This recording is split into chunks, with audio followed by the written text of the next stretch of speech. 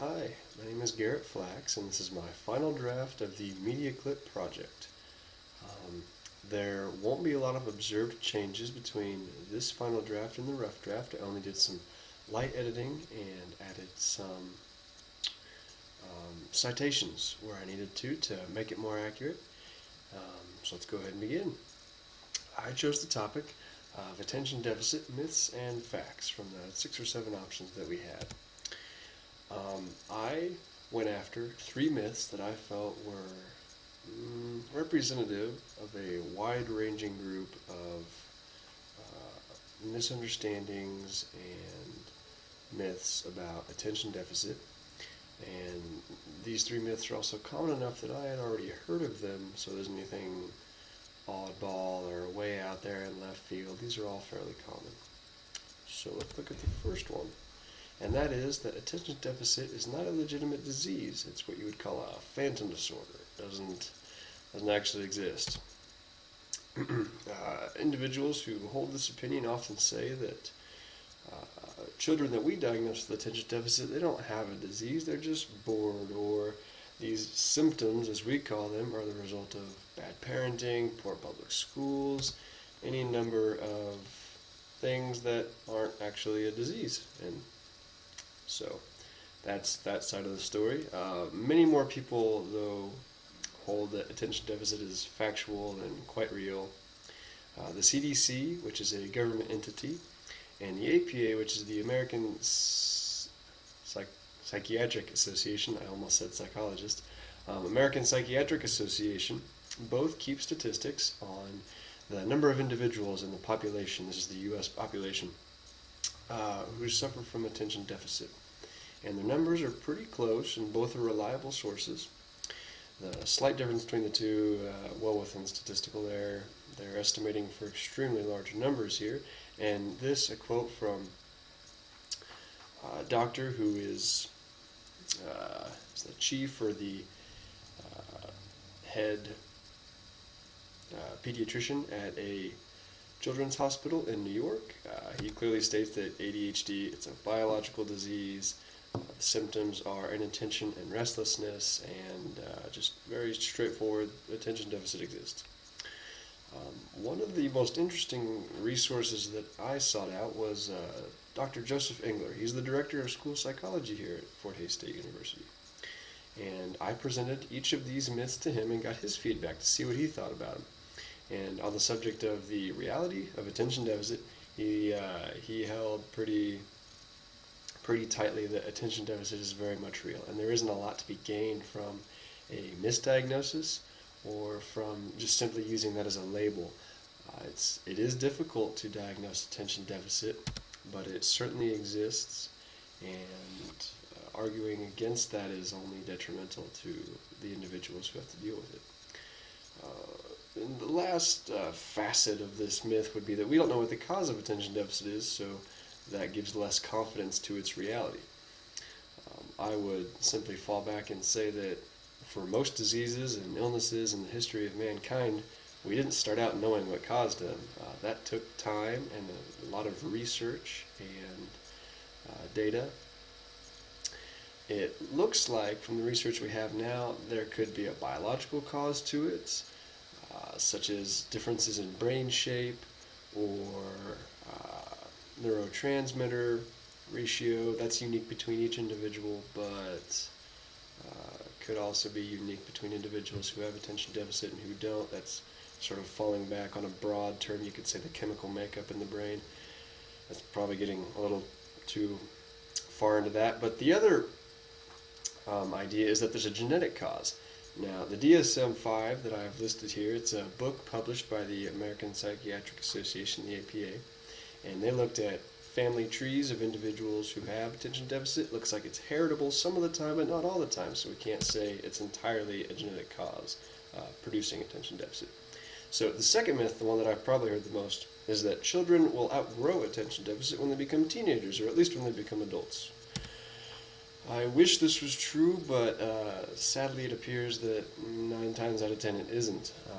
Symptoms of ADHD change over a person's lifetime because the person learns to better cope with the disease. And it's important to maybe understand where this myth comes from by knowing that attention deficit symptoms can be grouped into two categories at least. Dr. Engler told me there's three, but two or three. Physical hyperactive symptoms, which are much clearer and more obvious to those of us who do not have attention deficit, and then the mental inattention or impulsivity that only the person who has attention deficit can feel. We can't see that as well. So those physical symptoms, the hyperactivity, running around the room, things like that, like I said, the individual better copes with it. They learn how to work past those things, but the mental inattention, that restlessness, that really does not change, doesn't get any better or go away. The DSM from the APA, and the DSM is put together by a number of researchers. This isn't one person's research or writing. It is a multitude of individuals who helped put this book together. It's really pretty interesting. So I would state that adults with attention deficit, well, they do exist. People do have attention deficit as adults, and it really causes quite a few hardships to them, whether they're pursuing university education or just work or any number of things. The testimony I have listed here comes from a man named John Warner. He's an elderly man now in his mid-60s, and the book I used for this resource was published pretty recently. Mr. Warner's probably still in his late 60s, no more than early 70s if he is still with us. But looking back on his life, clearly had symptoms of attention deficit from a very early age and suffered tremendously throughout his life. Now, as an elderly adult being diagnosed with adult ADHD, these things make sense. So attention deficit has always been around. We just are getting better and better as doctors, teachers, researchers at diagnosing attention deficit. And I think that's got a lot to do with why we see greater numbers of individuals who have attention deficit now. It's not because they just didn't exist and now all of a sudden they do. It's because we're getting better at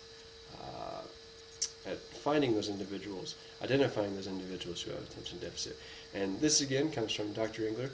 Explained to me almost to a T what my resources and book information had, that there are different types of attention deficit symptoms. These hyperactive symptoms can change. You gave the example of a child running around the room, and as a teenager maybe they tap their foot or their hand a lot. They have some sort of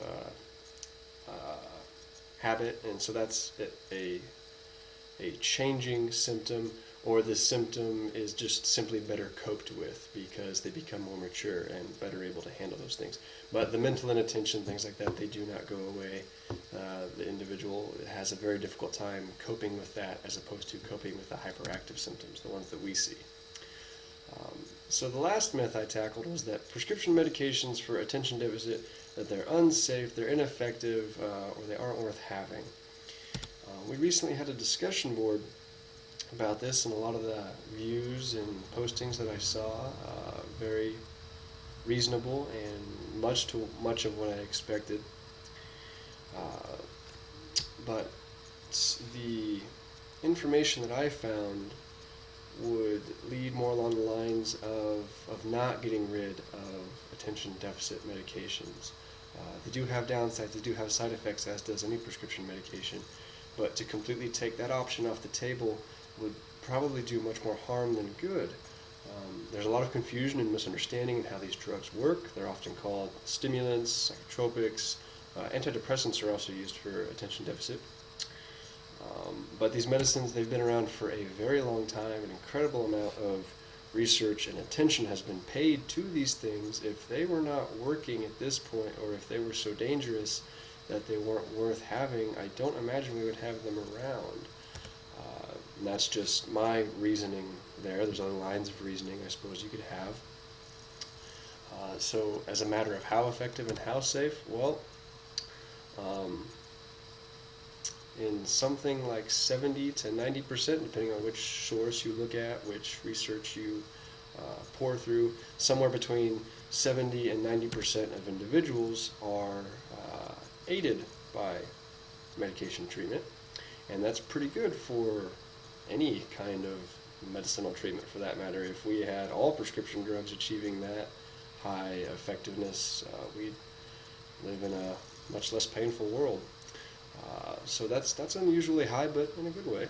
So another benefit is that medication treatments often work very quickly, within a couple of days of finding the right medication and dosage, and that's important because the first medication or type of medication or dosage an individual tries may not work, but once the right dosage and the right prescription has been found, things begin working very quickly. Those medications enter the body and you see changes within a couple of days sometimes.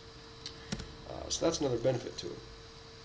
The last little piece to this myth that I sort of threw in there, I've heard this but not really as often, is that these stimulants can lead to substance abuse, things of that matter, and the data just doesn't back that up. Looked at a resource that cited a study.